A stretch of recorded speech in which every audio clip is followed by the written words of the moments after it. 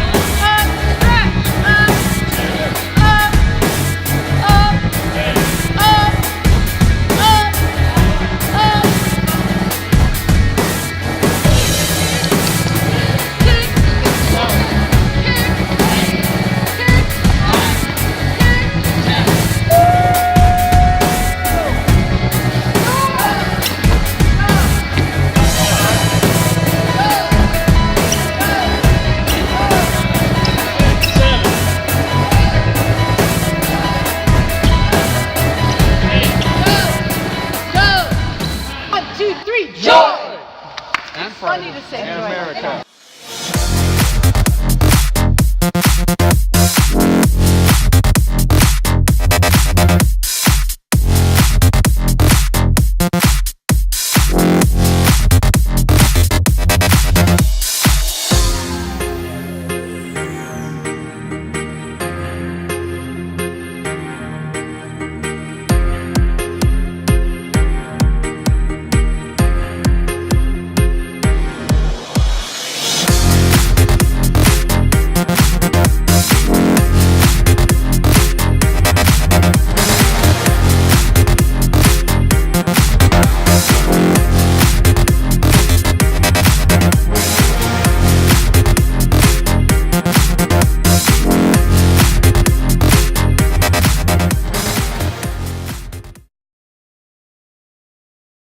So one of the things that I have the biggest problem with my gymnasts is that they live in a generation, in an age where they don't have to wait for anything.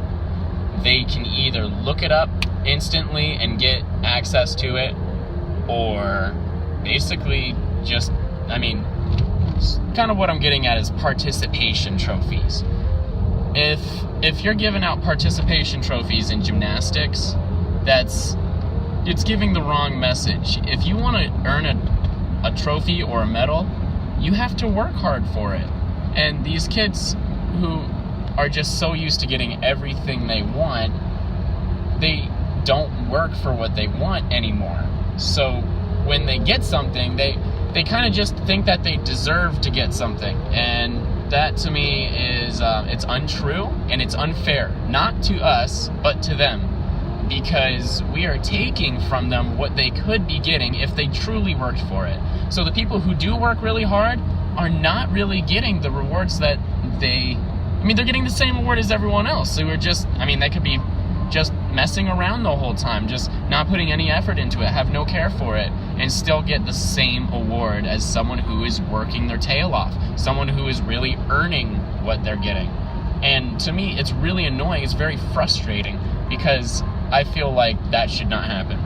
Because when I was a kid, I was good at gymnastics. I had to earn all of my medals. And when my skill level was not as high as the other people's, I knew it because I didn't have a medal around my neck.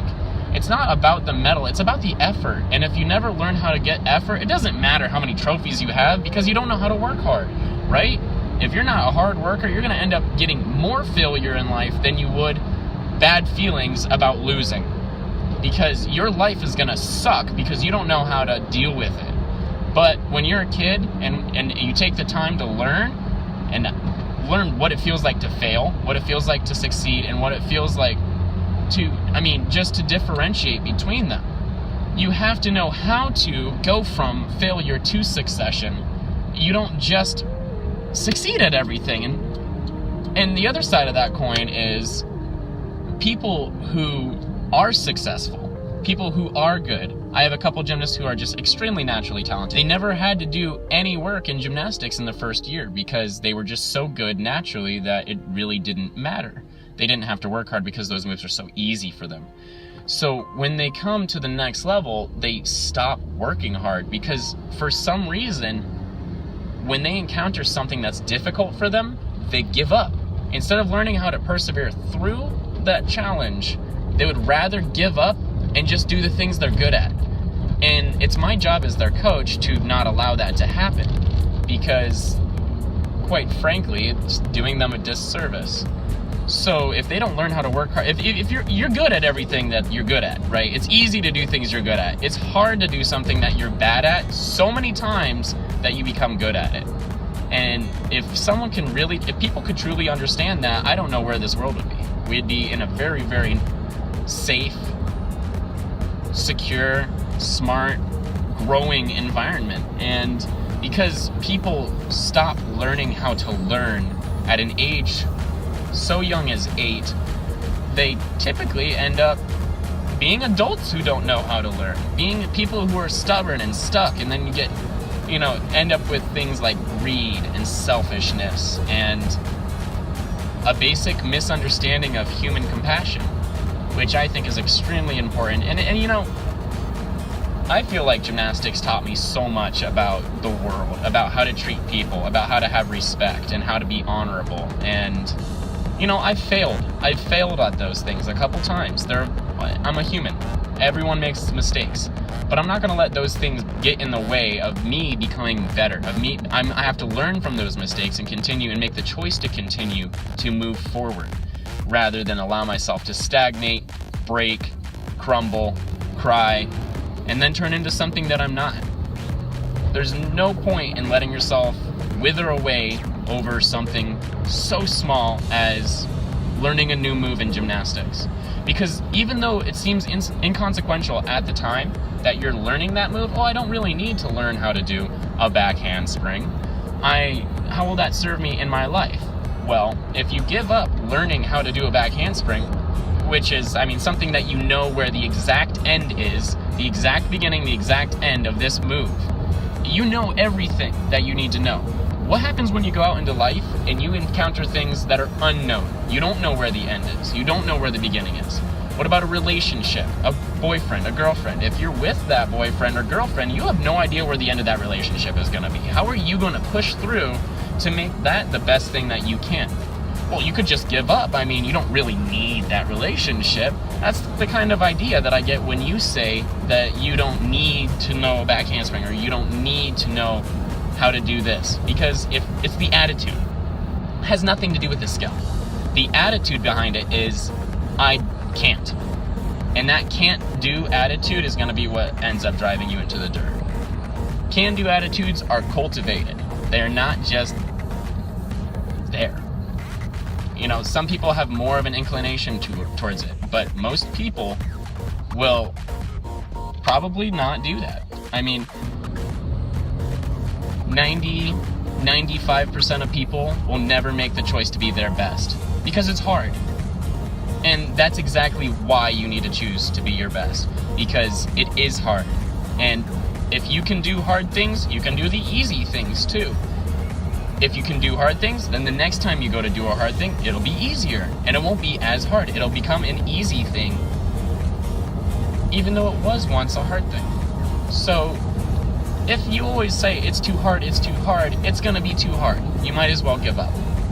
But if you're there going, I can make this happen. I know I can make this happen. Well, maybe not today, but I'm gonna take one more step closer. I believe that you can do anything that is physically, humanly possible if you really actually try. If you want to lose weight, if you want to do a backflip, if you want to learn how to do yoga. There's so many different things that people think they cannot do, and that is the exact reason why they cannot do them. So what are you not going to allow yourself to flake out on today? What are you going to allow yourself to develop? Or are you just going to make another excuse? It's your choice. It's completely your choice.